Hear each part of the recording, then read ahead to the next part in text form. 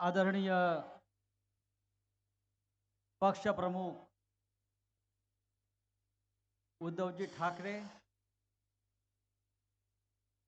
आणि व्यासपीठावरील महाविकास आघाडीचे इंडिया अलायन्सचे सर्व सन्माननीय नेते, वेळ भरपूर झालेला आहे आणि आपल्याला सगळ्यांना उद्धवजींना ऐकायचं. मी फार वेळ घेणार नाही. ही मर्दांची सभा आहे.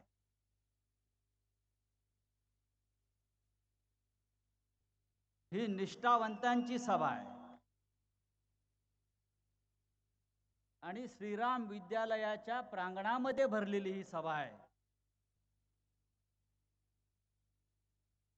श्रीरामाचं आमचं नातं असं आहे.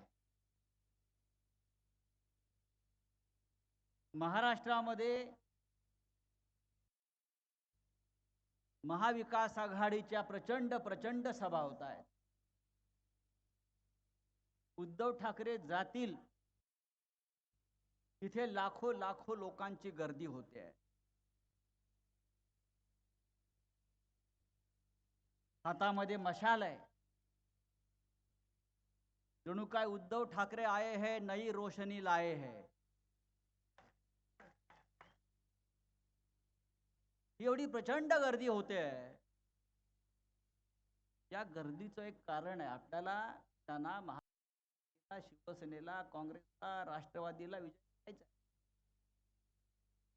पण ही गर्दी यासाठी सुद्धा होत्या उद्धवजी, नरेंद्र मोदी 4 जूनला रिटायर होत आहे. म्हणजे आपण त्यांना डिसमिस करतो आहोत. आपण संस्कारी लोक आहोत. 10 वर्ष नोकरी केली, आपणच चिटकवलं होतं सगळ्यांनी मिळून. आता त्यांचा निरोप समारंभ आपण करतो आहोत आणि त्या निरोप समारंभालाही गर्दी होते आहे. नरेंद्र मोदी हा एक निराश, हताश आणि हतबल झालेला माणूस. 10 वर्ष त्याने देशसेवेच्या नावाखाली देश लुटला, देश बर्बाद केला. आता त्यांच्या इच्छेनुसार आपल्याला त्यांना हिमालयात पाठवायची वेळ आली. त्यांची इच्छा होती, झोला लेकर आया हूं, झोला लेकर जाऊंगा. अब झोला लेकर जाएंगे. राजन विचारेंना मी सांगेन, आपण दिल्लीला जाताना एक झोला घेऊन जा. आपलं सरकार येत आहे केंद्रात. नरेंद्र मोदी इतके हताश आहेत, इतके निराश आहेत, इतके हतबल आहेत कि रोज एक खोटं बोलतायत, रोज एक झूठ बोलतायत. झूठ बोलने की मशीन अगर कोई होगी वो नरेंद्र मोदी है. एक नंबरचा खोटारडा आणि ढोंगी माणूस पुण्या देशात जन्माला आला असेल तर नरेंद्र मोदी त्याचं नाव आहे. पण मी सांगतो, नरेंद्र मोदींनी, अमित शहानी आमचा धनुष्यबाण आमच्याकडून घेतला, चोरला आणि बेईमानांच्या हातात दिला. पण मी गॅरंटी देतो, मोदीची गॅरंटी नाही, ही उद्धव ठाकरे साहेबांची गॅरंटी आहे.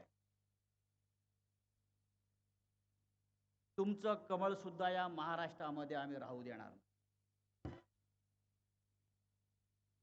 तुम्ही आमचं धनुष्यबाण चोरलत, आम्ही या महाराष्ट्राच्या राजकीय नकाशावरून तुमचं कमळ नष्ट केलं नाही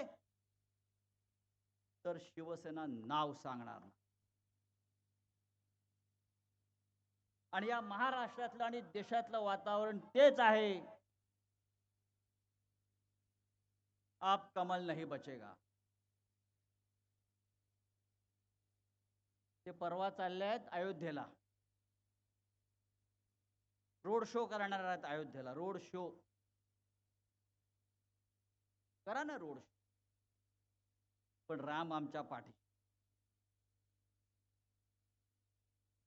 अयोध्येत बसलेला राम जो आहे, त्या रामाला माहिती आहे प्राणप्रतिष्ठा झाली, जे मंदिर उभं राहिलं ते हजारो लाखो शिवसैनिकांच्या बलिदानातून उभं राहिलेलं आहे. तुमच्यासारख्या ढोंगी आणि पापी लोकांच्या मदतीनं उभं राहिलं नाही. या महाराष्ट्राच्या देशामधलं वातावरण जे आहे हे झपाट्यानं बदललं. महाराष्ट्रात उद्धव ठाकरे, माननीय शरद पवार यांच्या नेतृत्वाखाली आणि देशामध्ये राहुल गांधींच्या नेतृत्वाखाली एक परिवर्तनाची, बदलाची लाट आलेली आहे. आणि 4 जून नंतर आपण पाहाल, या देशामध्ये मोदींची फडफड आणि तडफड कायमची थांबलेली असेल आणि भारतीय जनता पक्ष सुद्धा या देशाच्या राजकारणातून नष्ट झालेला. ही बदला आणि सूड घेण्याची वेळ आपल्याला. ज्या पद्धतीनं बाळासाहेब ठाकरेंची शिवसेना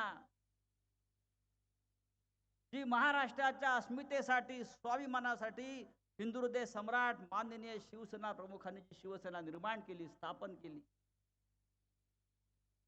ती शिवसेना या गुजरातच्या 2 चोरांनी तोडण्याचा प्रयत्न केला, फोडण्याचा प्रयत्न केला, तरीही ही शिवसेना ते खतम करू शकले नाहीत. ही बाळासाहेब ठाकरेंची पुण्याई आणि ताकद. आणि मी मगाशी सांगितले ते परत सांगतो, आमच्या हाती मशाल आहे आणि प्रभू श्रीराम सुद्धा एका हातात धनुष्य आणि एका हातात मशाल घेऊन उभा आहे. लक्षात घ्या, तुम्ही धनुष्यही नष्ट करू शकणार नाहीत आणि आमची मशाल सुद्धा विझवू शकणार नाही. या देशातला शेतकरी, कष्टकरी, विद्यार्थी, महिला प्रत्येक जण गेल्या 10 वर्षामध्ये मोदींच्या राज्यामध्ये कधी सुखी झालेला आम्ही पाहिलं. त्यांनी काय सांगितलं मग काल मोदींनी? इंडिया आघाडी सत्तेमध्ये आली तर संपत्तीचं पुनर्वाटप केलं जाईल. त्याच्यावरती मी फार सविस्तर बोलणार नाही, पण नक्कीच उद्धवजी, आपलं सरकार केंद्रात येत आहे आणि वेगळ्या पद्धतीनं संपत्तीचं पुनर्वाटप करणं गरजेचं आहे. गेल्या 10 वर्षात हा देश मोदी आणि शहा आणि त्यांच्या लोकांनी जो लुटला आणि मुठभर धनिकांची संपत्ती वाढवली, त्या सगळ्यांची संपत्ती जप्त करून ती संपत्ती या आपल्या गोरगरिबामध्ये वाटायला हवी. अशा प्रकारचं संपत्तीचं पुनर्वाटप आपण केलं पाहिजे. आणि आम्हाला खात्री आहे, हा देश आणि हा महाराष्ट्र एका विचारानं पेटून उठलेला आहे आणि मशाल आता विझणार नाही.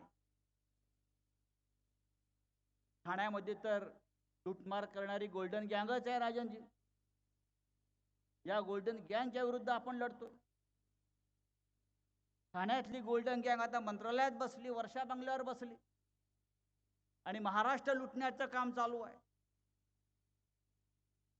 त्या गोल्डन गँगची सुद्धा एक्सपायरी डेट झालेली आहे. 4 जूनला आपण पाहाल, महाराष्ट्रात सुद्धा ही गोल्डन गँग राहणार नाही आणि दिल्लीत राहणार नाही, इतकंच मी सांगतो. आणि आपण प्रचंड बहुमताने राजन विचारे यांना मशाल मशाल मशाल चिन्हावर निवडून द्याल. जय हिंद, जय महाराष्ट्र.